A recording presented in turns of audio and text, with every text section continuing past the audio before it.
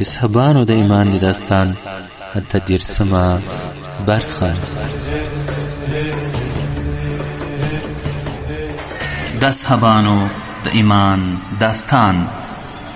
لیکوال حضرت امام الواقر الواقدی، ژباړن مولوی صدیق الله مشال، ویونکی سید جلال زاهد.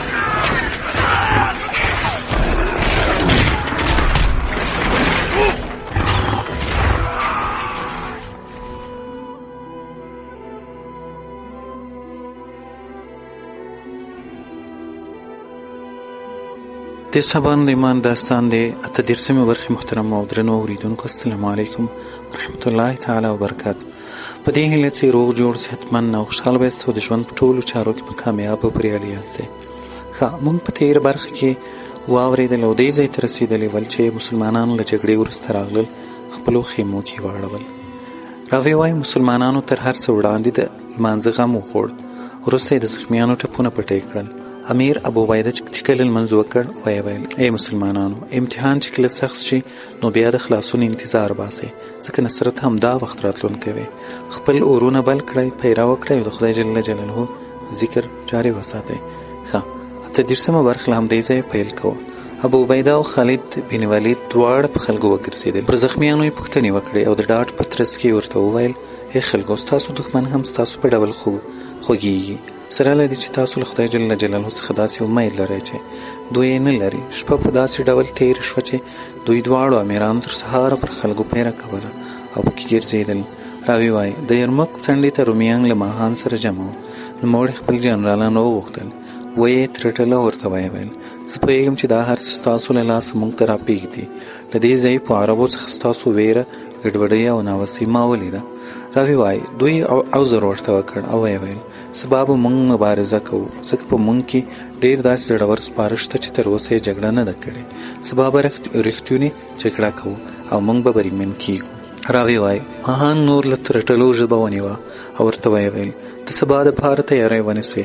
دواړو ډلو خپلې پیرې ودرولې او شپه په داسې ډول تېره شوه چې د رومیانو زړه له ویرې ډک و، ځکه ډېر قتل پکې شوی وی او مسلمانان په ډاډه زړه واوسېدل، ځکه پر خپل دین کلک باور او اعتماد درلود.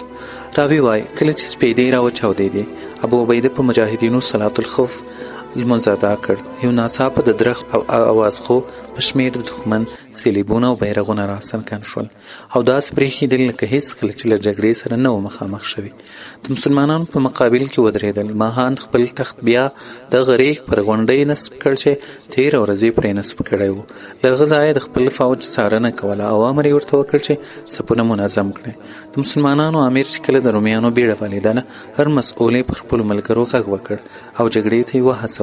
د لمانځه ځای څخه خپلو اسونو ته ورغلل، وسلې ته یې لاس کړه او پر ارسونو یې سپاره شول.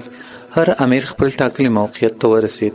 خپلو ملګرو ته یې وصیتونه، نصیحتونه او له خدای جل جلاله څخه د بري دعاوې وکړې. ابو عبیده د صفونو ترمنځ وګرځېد. د جهاد فضیلت او هغه څه یې بیان کړل چې خدای جل جلاله د صابرینو سره مجاهدینو سره ژمنه کړې ده. پر کوچنیانو، ښځو او مالونو مسؤل او عمر بن سعید بن عبدالله وټاکئ. 500 غشي ویشتونکي د لښکر په ښي اړخ، 500 په کیڼ اړخ او 500 په زړه کې په کار وګمارل. ابو عبیده ورباندې وګرځېد او ورته ویې ویل: ای د غشو ویشتونکي ډلې، له خپلو ټاکلو ځایونو څخه مه ښورئ. که مو دښمن ولید چې زموږ لور ته راتلونکی دی، د غشو باران پرې جوړ کړئ. د ویشتلو پر مهال د خدای جل جلاله ذکر کوئ. جلا جلا وارونه مه کوئ، بلکې داسې غش به ولئ لکه له یوې لیندې چې وځي. که دوی در باندې راغلل، تر هغو پورې له ځایه مه خوځېږئ چې زما امر درته شوی نه وي.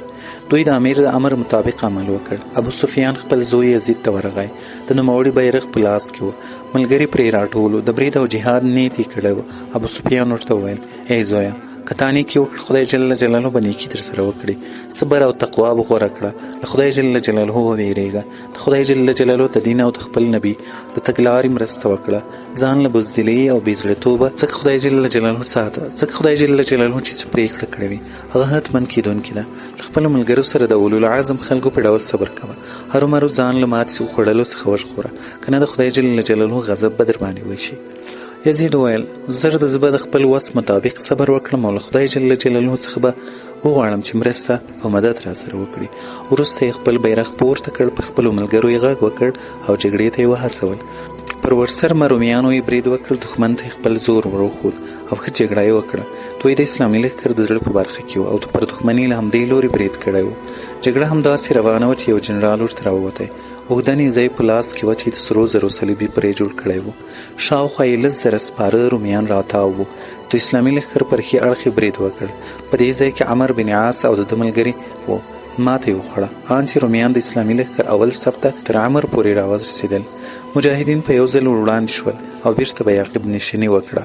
رومیان پرې زور شول، دوی یې پر شا وتمبول. ان تر هغې غونډه یې راورسول چیرته چې د مسلمانانو میرمنې دېروی. غونډه یې محاصره کړه. یوې میرمنې چیغې کړې، د دین مرستندویان او مسلمانانو ساتونکیه چیرې دي؟ زبیر بن عوام له خپلې میرمنې اسما بنت ابیبکر سره ناست و. سترګو کې یې دوا کوله، د نوموړي سترګې خوږمنې وې. ده چې کله د ښځو دا ناره واورېده چې چیرې دي د دین مرستندویان، ده وویل ای اسما دا ښځې ولې او څرنګه د انارې وهي چې چیرته دي د دین مرستندویان؟ د عثمان لور عفره ورته وویل ای د رسول الله د تره زویه، د مسلمانانو د لښکر ښي اړخ رامات شو، ان رومیان تر موږ پورې راورسېدل، موږ یې محاصره کړي وو. دا د انصارو یوه میرمن ده، د دین مرستندویانو ته چغې وهي. زبیر وویل قسم په خدای جل جلاله زه د دین مرسته کوونکی یم، ما په دې وخت کې ناست ونه ویني. راوی وایي نوموړي خپل سترګې پټۍ لرې کړه، پر خپل اس سپور شو، خپله نیزه یې ور واخیستله، خپل نوم یې یاد کړ او د برید پر مهال یې وویل زه زبیر بن عوام یم، زه د رسول الله صلی الله علیه وسلم د تره زوی یم. پر غلیم یې پرله پسې وارونه پیل کړل، ان چې دښمنۍ ماتې ته اړ یوست. لیس بن جابر وایي د زبیر بن عوام د مور شیدې داروشي. رومیان یې پر تنها سر شاته وتمبول. کله چې پر دښمن برید کاوه یو عرب هم ورسره مل نه و. دوی تر خپل لښکر پورې پر شا وتمبول. د عمر آسونه او سړي بیرته راوګرځېدل او نارې یې کړې ای د اسلام پیروانو راوګرځئ، صبر وکړئ، له ماتې وروسته بیرته خپلو ځایونو ته راستانه شول. امام واقدي وایي جرجیر ارمني د 10,000 عسکرو په مرسته د رسول الله صلی الله علیه وسلم د وحي پر کاتب شرحبیل بن حسن برید وکړ. د شرحبیل له 500 ملګرو نور د رومیانو جګړې ته ټینګ نه شول او د تیښتې لاره یې غوره کړه. شرحبیل او ورسره پاتې ملګرو ارمني عسکرو برید ویل ای د اسلام پیروانو له مرګ مه تښتئ، صبر وکړئ. راوی وایي ماتې خوړلي ملګري هم بیرته ور وګرځېدل. پر ارمني عسکرو یې حمله وکړه، شاته یې وتمبول. دومره ارمني پوځیان یې ووژل چې رومیانو دغومره مسلمانان نه و شهیدان کړي. شرحبیل بن حسنه بیرته خپل ځای ته ستون شو، ملګري پرې راټول شول. د ملګرو ته د ملامتیا ګوته ونیوه او ورته ویل څه در وشول چې د دې کافرانو پر وړاندې مو مقاومت ونه کړ او مات شوې؟ سره له دې چې تاسو ښه پیاوړي جنګیالي د قرآن کریم پیروان او د خدای جل جلاله بندگان هم یاست، آیا تاسو د خدای جل جلاله دا قول نه ده اورېدلی؟ ومن يولهم يومئذ دبره إلا متحرفا لقتال أو متحيزا إلى فئة فقد باء بغضب من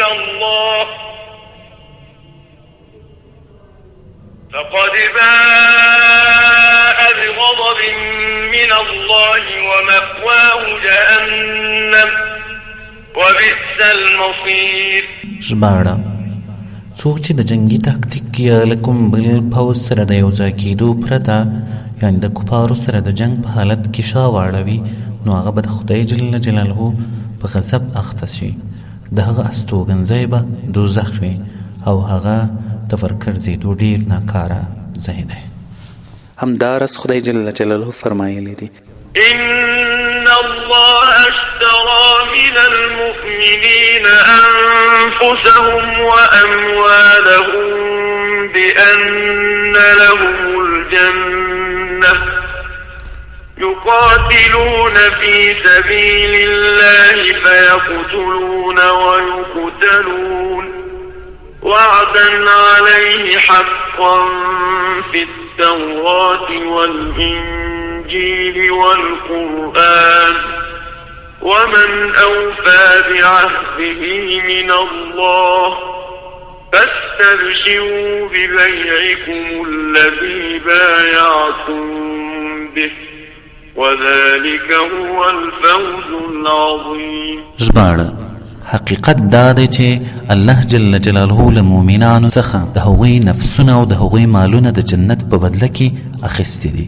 هغوی د الله جل جلاله په لار کې جنګیږي نو وژنې او وژل کیږي. له هغو سره په تورات، انجیل او قرآن کې یعنی د جنت وعده د الله پر ذمه باندې یوه کلکه پخه وعده ده، او څوک دی چې له الله جل جلاله څخه زیات خپل ژمنې پوره کوونکی وي. نو خوښ اوسئ په خپلې دغې سودا چې د خدای جل جلاله سره مو کړې ده. همدا تر ټولو ستر بریالیتوب دی. له دې سره بیا هم تاسو تښتئ. دوی ورته وویل ای د رسول الله صلی الله علیه وسلم ملګریا، دا د شیطان تیر ایسته نه وه، لکه د احد او حنین د پیښو پر مهال چې رامنځته شوه. اوس له تا سره په کلک ولاړ یو، ته برید وکړه چې موږ دې هم ټینګ ملاتړ وکړو. د افرین ورته ووایه. نوموړی پر خپل ځای ودرېده. د ده سنګرونه د سعید بن زید له مرچلونو سره خواته وو. دوی پر خپل ځایو پاتې شول. د حفاظت له کبله ونه ښورېدل، ځکه دا یو مهم ځای وو. قیس بن حبیره چې کله ولیدل چې د شرحبیل بن حسن سپاره بیرته راوګرځېدل، ده ورسره ملګرو هم پر دښمن برید وکړ. ده ملګرو په خپل شعار سره نارې کړې. د دوی شعار یا نصر الله انزل یا منصور امت امت و. د بدر او احد د پیښو پر مهال هم دوی شعار و. خالد او ورسره ملګرو یې هم د ښي اړخ له لوري برید پیل کړ. قیس د چپ اړخ له لوري برید وکړ او سخت جنګ یې وکړ. زبیر بن عوام، هشم بن مرقال او خالد بن ولید د دې مور شدید داروشي. دوی ډیر ښه جنګ وکړ. د ماهان تر پړاو او خیمو پورې ورنږدې شول. رومیان د ماهان په سامان او خیمو وختل. ماهان چې کله دا بد حال ولید له خپل تخت څخه راکوز شو او د تښتېدلو هڅه یې وکړه. پر رومیانو یې غږ وکړ او ورته په غوسه شو او بیرته یې د جګړې دپاره راستانه کړل. ابو عبیده پر سعید بن زید غږ وکړ. هغه ورسره ملګرو جګړه شروع کړه او داسې نارې وهلې: لا اله الا الله یا منصور امت امت. پر رومیانو ورغلل او ښه دروند زیان یې ورواړاوه. مسلمانان په جګړه بوخت ورسې ناره تر غوږ شوه: نصر الله انزل یا نصر الله اقرب. ای خلکو ثابت اوسئ. امیر بن اسلم وایي موږ د نارې وهونکي په اړه فکر وکړ. هغه ابو سفیان و. د ده زوی یزید هم د ده تر بیرغ لاندې و.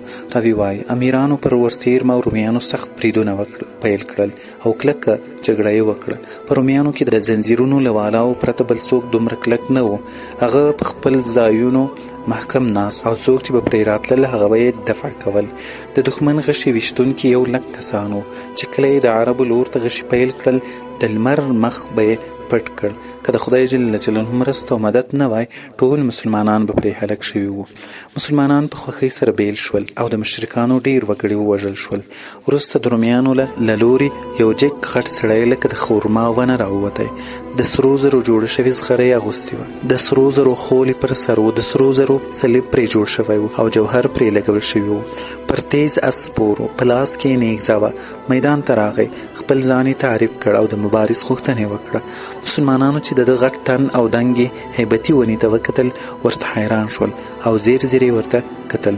ابو عبیده ورته وویل د ده له عظیم خلقت څخه مه ډارېږئ، ځکه تاسو تر د ډېر سر خلک لیدلی دي. په ده کې زړه نشته. که د چا زړه وي ور ودې وځي او له خدای جل جلاله دې مرسته وغواړي. راوی وایي د عربو یو غلام چې توره او ډالۍ په لاس کې و په پیاده ډول ور ووتی. غوښتل یې چې رومي پهلوان ته ورنږدې شي. د ده مولا یا بادار ذوالکلا الحمیري ورباندې غږ وکړ. دی چې کله راوګرځېد ذوالکلا په خپله ور ووتی او پرې راتاو شو. ذوالکلا ډېر پیاوړی او د غښتلي مټ خاوند و. دواړو یو د بل وژلو ته تمه وه. په نیزو وارونه سره وکړل او د هر یو تر ګزار غورځکې پورته کېدلې. وروسته دواړو تورو ته لاس کړ او په هغوی برید سره پیل کړ. یو وار ذوالکلا او یو وار رومي پرې وکړ. د رومي توره تیره او په مټ کې زور و. د ذوالکلا ډالۍ پرې مات کړ. زغر او جامې یې ور پرې کړې. ګزار یې بازو ته ورسېد. شدید زخمی او لاس یې کار پرېښود. ذوالکلا چې کله خپل خوړلی زخم ته وکتل آس یې راوګرځاوه او د مسلمانانو د لښکر لور ته را روان شو. رومي چې کله ذوالکلا ولید چې ډېر تیز روانو ونه توانېد چې لاندې یې کړي، بلکې نوموړی د مسلمانانو لښکرو ته ورڅخه راورسېد. نوموړي خپل قوم ته داسې وخت ورغی چې تر زخم یې وینې فوارې کولې. د خپل قوم سپاره ورته راجمع شول. ده ورته وویل ای د حمیر قبیلې سپرو، پام چې په جګړه کې پر وسله او ملګرو اعتماد ونه کړئ، بلکې توکل محضا پر الله جل جلاله کوئ. دوی ورته وویل دا څرنګه یې سرداره؟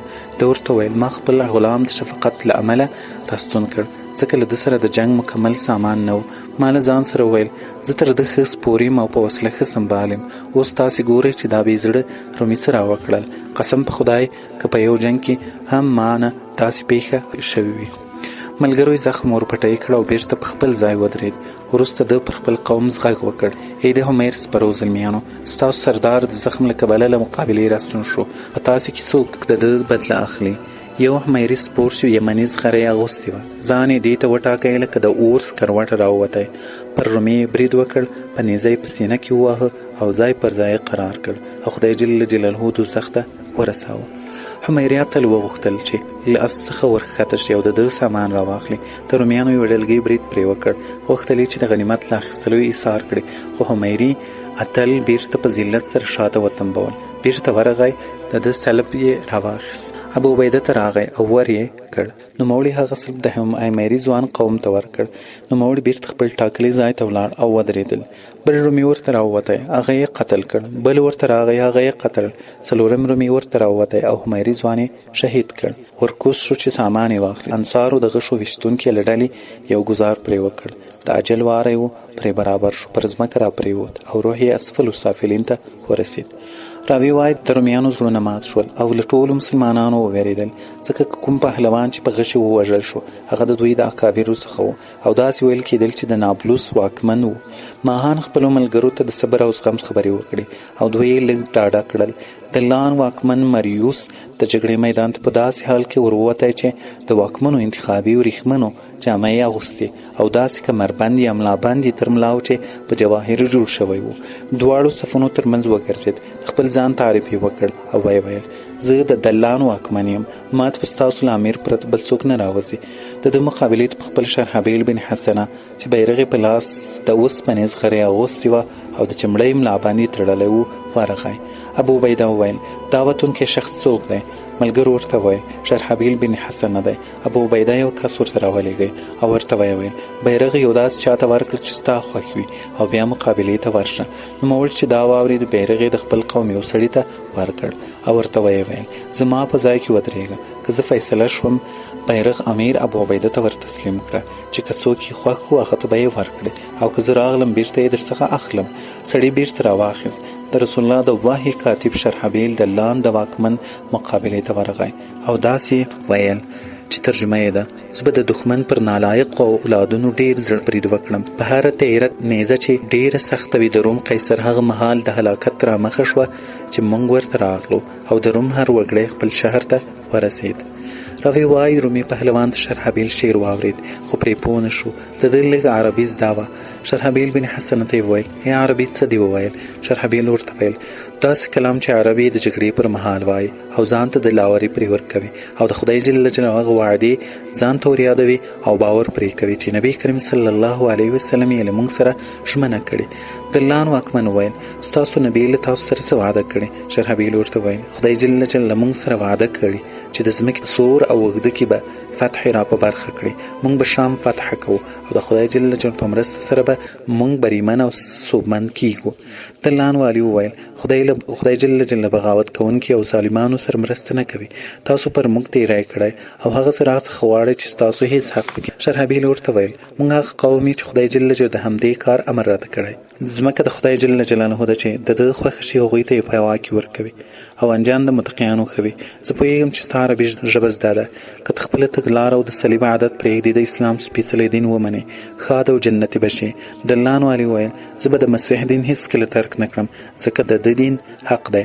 شرحبیل وویل: دا مه وایه، هغه معبود، او مه دا وایه چې هغه مصلوب او مقتول ده، ځکه د خدای جل جلاله چې خوښه وه تر هغه پورې یې ده ته په ځمکه کې ژوند ورکړ او له هغه وروسته یې اسمان ته پورته کړ. وروسته دلان والي وویل: زه هېڅکله له خپل قول څخه نه اوړم. نوموړي صلیب راویست، په سترګو یې کېښود او کومک یې ورڅخه وغوښت. شرحبیل د ده له دې ناوړه عمل څخه په غضب شو او ورته ویې ویل: افسوس تا او ستا ملګري او هغه دې هلاک شي چې ستا غوندې خبره کوي. وروسته یې برید ورباندې وکړ. سخته مقابله شروع شوه. د ټولو خلکو سترګې دوی ته ور واوښتې. مسلمانانو شرحبیل ته د نصرت دعاوې کولې. شرحبیل چې کله د کافرو زور او شدت ته وکتل، ورڅخه په منډه شو. ده ته یې داسې په نظر کې ورکړل چې ماتې وخوړه. د خدای جل جلاله دښمن پسې ورغی. شرحبیل چې کله په دې پوه شو چې اوس رانږدې دی، بیرته یې اس پرې را دوره کړ. د نیزې واره یې پرې وکړ. غوښتل یې چې په سینه کې ووهي. کافر ځان ورڅخه ګوښه کړ او روغ رمټ پاتې شو. ویې ویل: ای د عربو ډلې، تاسو مکر او فریب نه پرېښود. شرحبیل ویل خوار شي ته په دې نه خبر شي جګړه مه کوه او چل دی. رومي کافر ورته ویل ستا چل څه ګټه درته وکړه؟ راوي وایي دوی جګړه سره وکړه، د دواړو تورې په لاسونو کې مات شوې، د هغه وروسته کلک یو بل پسې ومختل. مشرک ډېر پیاوړی او د لوی تخنتر نو. شرحبیل د ډېرو روژو او لمنځونو له کبله ضعیف شوی و. نوموړي مشرک په غېږ کې ټینګ کړ. نږدې و چې په خپل ځین یې قتل کړي. دواړو ډلو ورته کتل. ضرار بن ازور ویل قسم په خدای جل چې په زړه کې مې اور بل شو. له ځان سره مې ویل ضرار هلاک چې آتش پرست رومي د رسول الله صلی الله علیه وسلم د وحي کاتب وژني، ته ورته ګورې څه شی له مرستې سر کړی. امام واقدي وایي ضرار د دوی لور ته وروتلی او د ګړندۍ هوسۍ په څیر په منډه ورغی. چې دوی ته ورنږدې شو هېڅوک پرې خبر نه و. د نوموړي په لاس کې خنجر و. رومي یې د شا لخوا پرې وواهه، تر زړه یې پورې وروختی. رومي ووژل شو او شرحبیل ترې خلاص شو. راوي وایي کله چې رومي پهلوان د اس له شا څخه پر ځمکه راپرېوت، شرحبیل ورکوز شو او ورسره وسله او جنګي سامان یې ورڅخه راواخیست. ضرار د ده پر ارض سپور او د مسلمانانو لښکر ته دی او شرحبیل راستانه شول. مجاهدینو شرحبیل ته تبریک ووایه او د ضرار دا کار یې ستر ستاینه وکړه. راوي وایي شرحبیل د رومي سامان راواخیست. ضرار منازعه ورسره وکړه او ویې ویل صلب یې زما او ما وژلی دی. شرحبیل ویل سامان یې ما راخیستی دی. دواړه امیر ابو عبیده ته راغلل. له ابو عبیده سره دا ویره وه چې که زه فیصله ور وکړم زما په پرېکړه به راضي نه شي. نوموړي عمر بن خطاب ته لیک واستاوه او ورته ویې ویل ویې لیکل ای امیر المؤمنینه یو سړی د رومي مبارزې ته ورغی او سخته مقابله یې ورسره وکړه. د مسلمانانو له ډلې یو بل مجاهد ورووتی او د خپل ملګري مرسته یې وکړه. رومي یې وواژه. سلب د کوم یو کېږي؟ ابو عبیده د خلکو نومونه په لیک کې ذکر نه کړل. عمر بن خطاب په ځواب کې ورته ولیکل یعنی ترې نه پاتې سامان د قاتل له. ابو عبیده له شرحبیل څخه سامان واخیست او ضرار ته یې ورکړ. شرحبیل وویل ذلك فضل الله يؤتيه من يشاء والله واسع عليم. امام واقدي وایي کله چې ضرار دلان والی قتل کړل رومیان په غضب شول. یو بل دلاوره سپور راووتی د مبارز غوښتنه یې وکړه. زبیر بن عوام ورووتی قتل یې کړ. سلب یې ورڅخه راواخیست. دوهم دریم او څلورم کس یو په بل پسې راووتل. هغه هم قتل او سلبونه یې ورڅخه راواخیستل. خالد بن ولید امیر ابو عبیده ته وویل زبیر یوازې رومیانو ته وروتی. د خدای جل جلاله د رسول صلی الله علیه وسلم په لاره کې ښه کوښښ هم وکړ. زه ویریږم چې ستړی به وي. ابو عبیده نارې کړې او قسم یې ورکړ. نوموړي هم د ټینګار نه کبله خپل ځای ته بیرته وګرځېد. راوي وایي یو بل پهلوان چې د روسیې واکمن و میدان ته راووتی. خالد بن ولید ورغی او ویې واژو. نوموړي دلان د والي د لور خاوند و. د ده سلب تاج کمربند صلیب او زغره په 15,000 قیمت کړه. راوي وایي ماهان چې کله خبر شو په قهر شو او ویې ویل زه فکر کوم مسیح زموږ مرسته نه کوي ځکه نن په یوه ورځ زموږ 2 واکمنان ووژل شول. وروسته یې غشو ویشتونکو ته امر وکړ چې په یو وار د غشو باران پرې شروع کړي. دوی هم غشي برابر او د مسلمانانو پر لښکرې 100,000 غشي په یو ځل وار کړل. د مسلمانانو په سرتیرو کې داسې غشي لګېدل لکه غلۍ چې له اسمان څخه رااوري. ډېر مسلمانان زخمیان شول. 200 سترګې ړندې شوې. مسلمانانو دا ورځ یوم التعویر د ړندېدو ورځ. هغه اشخاص چې سترګې زخمیان شوي وي یو پکې مغیره بن شعبه، سعید بن زید بن عمر بن نفیل التمیمی، ابو سفیان، صخر بن حرب، راشد بن سعید. له دې ورځې وروسته چې به یو سړی له بل سره مخامخ کېدی ورته ویل به یې سترګې ته دې څه مصیبت نه ده رسېدلی. بل به په ځواب کې ورته وویل داسې مه وایه چې مصیبت و بلکې دا د خدای جل جلاله یو ازمایښت و. راوي وایي مسلمانانو پر عسکرو د غشو باران دومره تیز شو له دې نارو پرته چې سترګې مې راووتله، کسې مې راوولید، ړوند شوم، بل څه نه اورېدل کېدل او له همدې کبله مسلمانان ډېر په تنګ شول. مسلمانان د خپلو اسونو واګی راتاو کړ او شاته راوګرځېدل. ماهان لعین چې کله د مسلمانانو د اضطراب او سرګردانۍ محسوسه کړه، غشي ویشتونکي او خپل پیاده جنګیالي نور هم خپل کار ته تشویق کړل او په زنځیرو تړلي خلک یې امر کړل چې د اسلامي لښکرو لور ته ورمخکې شي. جرجیر، قناطیر او قورین هم برید شروع کړ. ماهان وویل حملې ته کلک شي او عرب په غش وویلی. ویشتونکو نور هم زور ښکاره کړ. د زنځیرو څښتنان هم راوړاندې شول. د دوی په لاسونو کې تورې داسې برېښېدې لکه لمبه. جګړه ښه ګرمه روانه وه. مسلمانان د خپل ځان په ویره اخته وو. د صحابانو د ایمان داستان د 38مې برخې محترم اوریدونکو دا وادي موږ اته درسمه برخه تر بیا ښې چارې په الله مو سپارم. السلام علیکم ورحمة الله وبرکاته.